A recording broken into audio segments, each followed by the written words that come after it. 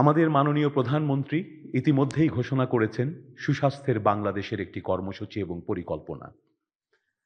যে বিশাল কর্মযজ্ঞ সেই পরিকল্পনায় উঠে এসেছে, সেইটা যদি আপনারা পড়ে থাকেন আমাদের নির্বাচনী ইশতেহারে অত্যন্ত কয়েক পৃষ্ঠার ভেতরে যে বিশাল কর্মযজ্ঞের পরিকল্পনা তুলে ধরা হয়েছে, সেটি পড়লেই বোঝা যায় আজকে আমরা যে সমস্যাগুলো, যে সংকটগুলো, যে চ্যালেঞ্জগুলো আপনারা বিভিন্ন প্রেজেন্টেশনে তুলে ধরলেন, মাননীয় প্রধানমন্ত্রী ইতিমধ্যেই এগুলো সম্পর্কে অবগত আছেন।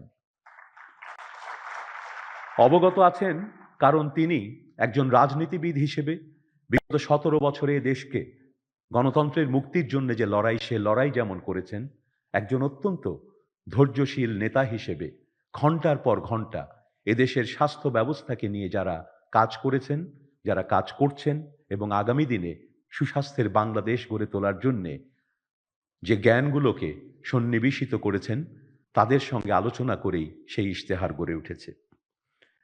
তাই আজ আমাদের জন্যে শুধু এই চ্যালেঞ্জগুলো দিকে তাকানোই যথেষ্ট নয়। এই চ্যালেঞ্জের ভেতরে যে অপরচুনিটি, যে সম্ভাবনাগুলো লুকিয়ে আছে, সেদিকেও আমাদের নজর দিতে হবে।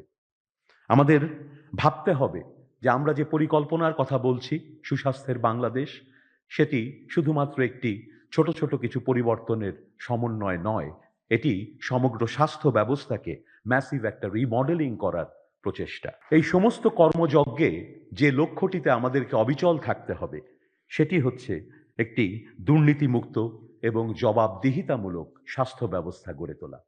আমরা সকলেই জানি বিগত সময়গুলোতে বাংলাদেশের অন্যান্য সেক্টরের মতোই কিংবা অনেক বেশি পরিমাণে হলেও হয়তোবা এই স্বাস্থ্য ব্যবস্থার মধ্যে দুর্নীতির করাল গ্রাস বিগত বছরগুলোতে হয়েছে। আমরা পত্রিকায় রিপোর্ট দেখেছি, এখন আমরা স্বচক্ষে যখন কাজ করতে যাচ্ছি প্রতিদিন দেখতে পাচ্ছি। আমাদেরকে জবাবদিহিতামূলক একটা ব্যবস্থা গড়ে তুলতে হবে।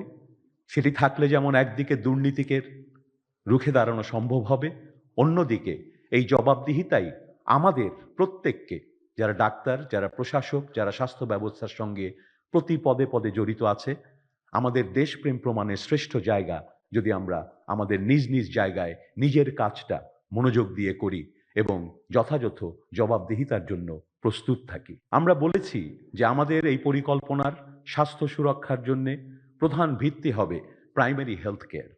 এই প্রাইমারি হেলথ কেয়ারকে কেন্দ্র করেই কিন্তু ব্রিটেনের ন্যাশনাল হেলথ সার্ভিস গড়ে উঠেছে।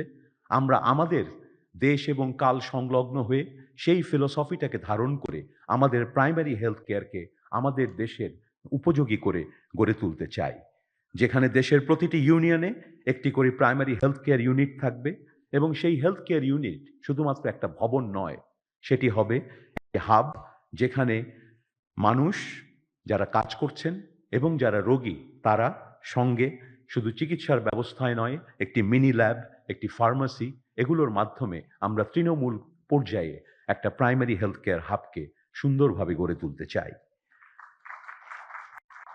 আমরা জেলা এবং উপজেলা পর্যায়কে আর বিচ্ছিন্ন রাখতে চাই না স্বাস্থ্য সেবার ক্ষেত্রে। এই দুটোকে একসাথে গড়ে তুলতে চাই। আপনারা এই উপজেলায় যে নেতৃত্ব দিচ্ছেন, ইতিমধ্যেই আমরা কিন্তু সেই 70-এর দশকের বাংলাদেশে আর নেই।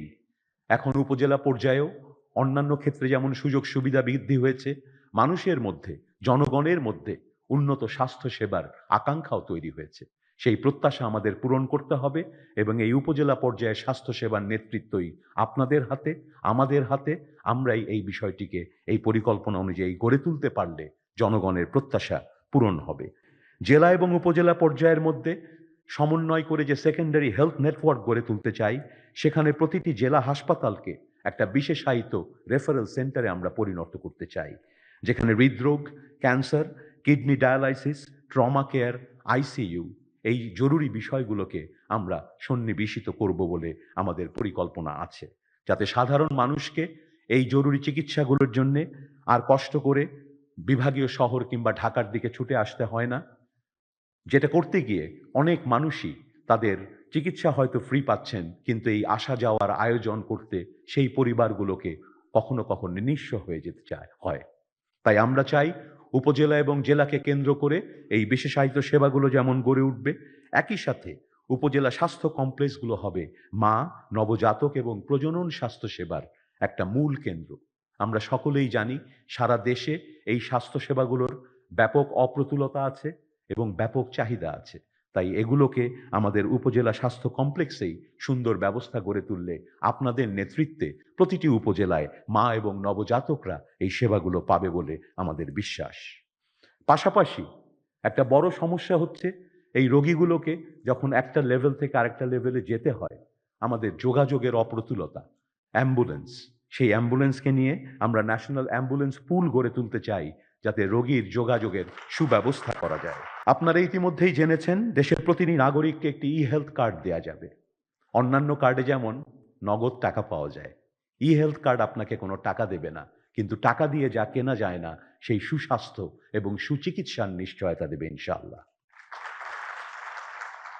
এই হেলথ কার্ডের মাধ্যমে দেশের যে কোনো, যখন আমরা এই নেটওয়ার্কটি গড়ে তুলতে পারবো, এই ইউনিক নাম্বারটা দিয়ে, এই কার্ডটা দিয়ে দেশের যে কোনো জায়গায় আপনারা যখন চিকিৎসায় যাবেন, আমরা দেখতে পারবে একজন চিকিৎসক, তিনি দেখতে পারবেন পূর্ববর্তী চিকিৎসা, যে ওষুধগুলো দেয়া হচ্ছে এবং হবে, এর ফলে যে ম্যাল প্র্যাকটিসগুলো হয়ে থাকে, অপ্রয়োজনীয় ওষুধ যেগুলো বিক্রি করা হয়, অপ্রয়োজনীয় যে টেস্টগুলো দেয়া হয়, আমরা আশা করি সেখানে স্বচ্ছতা আসবে, জবাবদিহিতা আসবে এবং জনগণের দুর্দশা কমবে।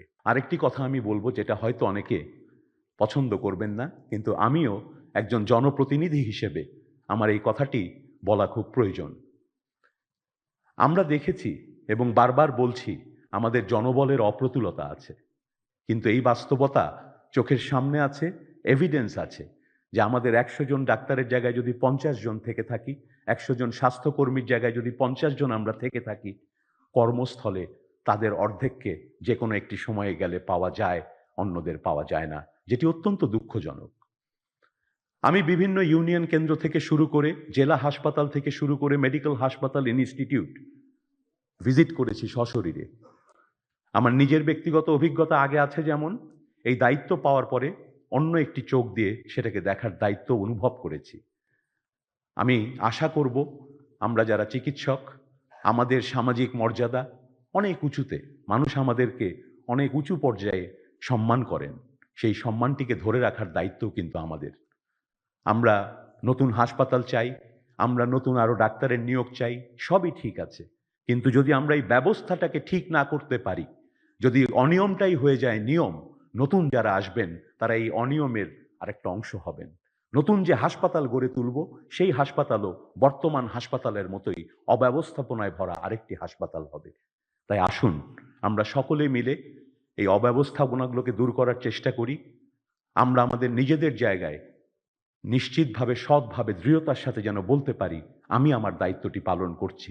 তাহলেই দেখবেন অনেক বড় বড় সমস্যা আমরা একসাথেই মিটিয়ে দিতে পারবো। একটু আগে একটা স্লাইডে হাসপাতালের সামনে ময়লা পড়ে থাকতে আমরা দেখলাম। আমরা সত্যিই কি বিশ্বাস করি এই ময়লাগুলো শুধুই আমাদের সম্পদের অপ্রতুলতা?